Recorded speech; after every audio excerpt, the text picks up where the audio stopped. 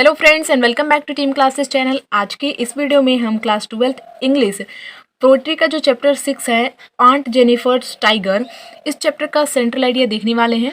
और ये जो पोइम है फ्रेंड्स आंट जेनिफर्स टाइगर, इसे कंपोज किया है एड्रिन रिच ने।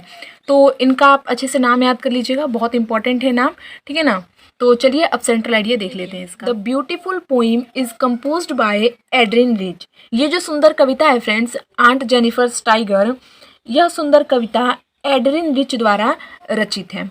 आगे है, in this poem she tells how the power of the patriarchy controls women's bodies but not their minds.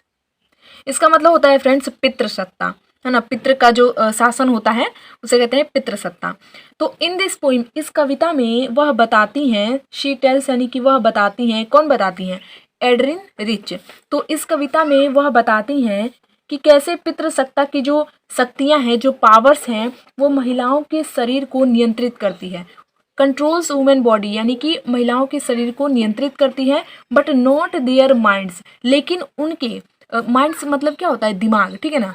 तो महिलाओं के शरीर को नियंत्रित करती है लेकिन उनके दिमाग को नहीं। आगे है, she tells that women remain slaves of males because of the institution of marriage.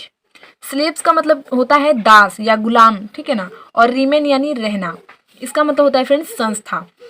यहाँ से आप अर्थ को उठाइए फ्रेंड्स, देखिए मैरिज का मतलब क्या होता है? शादी। तो शादी नामक संस्था की वजह से जो स्त्रियां हैं, जो वुमेन हैं, वो मेल्स की यानी कि जो पुरुष हैं उनकी दास बन गई हैं। तो जो एड्रिन रिच है फ्रेंड्स, वो कहती हैं कि जो महिलाएं हैं वो दास बनकर रह गई हैं पुरुषों की शादी नामक संस्था की वजह से। They have remained objects in the hands of males through all her age. इसे आप रिलेट कर सकते हैं पूरे जीवन काल से, है ना। तो पूरे जीवन काल में स्त्रियां पुरुषों की हाथ की वस्तु बनकर रह जाती हैं। रिमेन्ड ऑब्जेक्ट्स यानी कि वस्तु बनकर रह जाती हैं। The poem makes this point by representing, ये बाय है BY, बाय है ना, इसे आप चल दीजिए।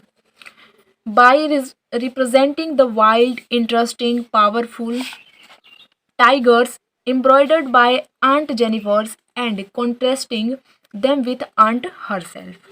The poem makes this point by representing, कविता जो है वो इस बात को आंटी जेनिफर, जो आंट जेनिफर हैं, आंट जेनिफर की कसीदाकारी, इसका मतलब होता है फ्रेंड्स कसीदाकारी। कसीदाकारी का अर्थ होता है कि कपड़े पर कढ़ाई करने की जो क्रिया होती है उसे कसीदाकारी कहते हैं, है ना। तो कविता इस बात को आंटी जेनिफर की कसीदाकारी में द वाइल्ड, जंगली दिलचस्प, इंटरेस्टिंग मतलब दिलचस्प, जंगली दिलचस्प और पावरफुल यानी कि शक्तिशाली बाघों का, टाइगर्स यानी कि बाघ, तो बाघों का क्या करती हैं? प्रतिनिधित्व करती हैं। And contrasting them with aunt herself, और उन्हें खुद चाची के साथ, ये जो आंट जेनिफर हैं उनके साथ तुलना करती हैं।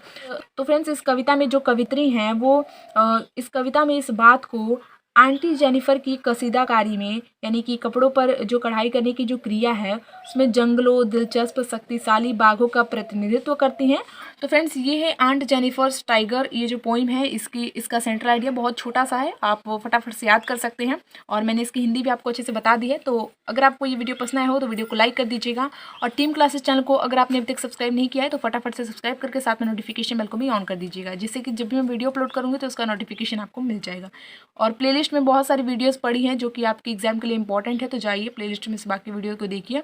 फिजिक्स, केमिस्ट्री, हिंदी और इंग्लिश में जो प्रोज है उसका इंपॉर्टेंट क्वेश्चन है, तो उसकी वीडियो जाकर फटाफट से देख लीजिए, क्योंकि वो आपके बोर्ड एग्जाम के लिए बहुत ज़्यादा इंपॉर्टेंट है। और पोइट्री के भी मैंने बहुत सारे चैप्टर के सेंट्रल आइडिया बता दिए हैं।